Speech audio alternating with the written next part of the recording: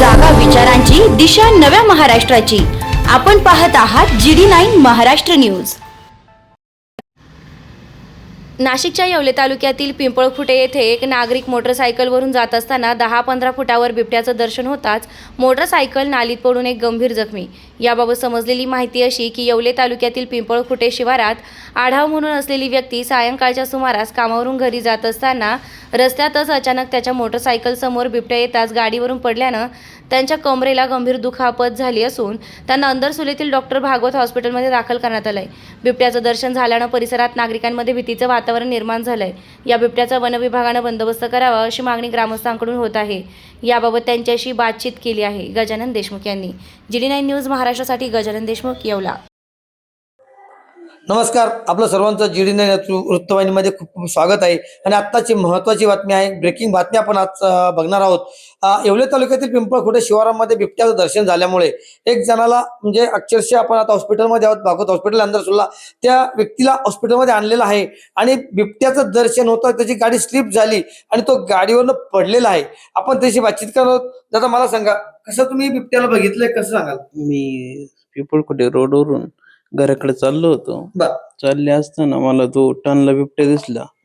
तर त्या दिसल्या कारणाने मी गाडी जोरात केली आणि जोरात केल्या कारण तसंच खाली नालीमध्ये गेलो.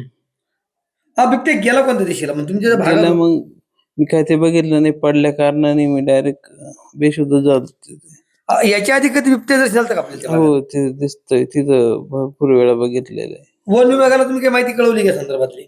त्या संदर्भात काही दिलं नाही. 2 दिवसापासून तिथे बघितलेलं आहे आम्ही, पण माहिती काही दिलेली नव्हती. 2 दिवसापासून तुझं बिबट्या दर्शन तुम्हाला भागामध्ये झालेलं होतं.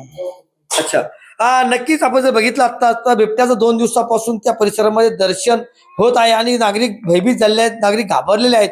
वन विभागाने कुठेतरी कारवाई करत त्या बिबट्याला बंदोबस्त करावा अशी मागणी नागरिकांना होत आहे. आपल्यासोबत डॉक्टर आहेत, आपण डॉक्टरांकडे चर्चा करणार आहोत. डॉक्टर साहेब मला सांगा, पेशंट आता आपल्याकडे आलेला आहे आणि ऍक्च्युली परिस्थिती बघितली काय सिच्युएशन मिळेल आपल्या याच्याकडनं?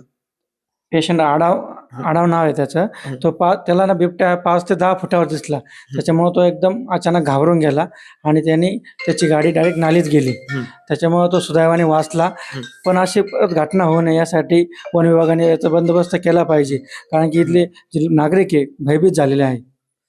नक्कीच पिंपळखुटा असेल, गोंडगाव आहे, सुरेगाव आहे, या भागामध्ये आता बिबट्याचं दर्शन झाल्यामुळे नागरिकांमध्ये भीतीचं वातावरण निर्माण झालं आहे. कुठेतरी वन विभागाने ते पिंजरा लावण्यात यावा आणि त्या भागामध्ये बिबट्याचा बंदोबस्त करण्यात यावा अशी मागणी ते नागरिक, आपल्याकडे काही नागरिक आहेत, आपण त्यांच्याकडे जाऊन घेऊन. मला सांगा, तुम्ही कोणत्या गावच्या? पिंपळखुटे गाव. बरं, पिंपळखुटे तुम्ही आज बिबट्याचं तुमच्या गावात दर्शन झालं, काय सांगाल तुम्ही? कसं, कारण आता 2 दिवसापूर्वी त्याने डुक्कर मारले, ते वाघानं धरलं. अच्छा. वन विभागाच्या त्या फॉरेस्टमध्ये.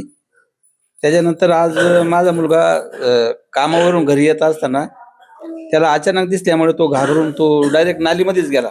अच्छा, मग तुम्ही वन विभागाला या गोष्टीची काही कल्पना दिली का? नाही, काहीच दिलं नाही. कारण 2-3 दिवसापासून फक्त ही चर्चा चालू होती, वाघ आला, फक्त एवढी चर्चा माहिती होती फक्त. बरोबर. नक्कीच आपण जर बघितलं तर एकंदरीत जर बघितलं, नागरिकांचं म्हणणं आहे की इथे बिबटे आहे आणि वन विभागाला त्यांनी कळवलं नाही, तर वन विभागामार्फत काहीतरी बंदोबस्त अशी मागणी होत आहे. GD9 साठी गजानन देशमुख, येवला, अंदरसूल.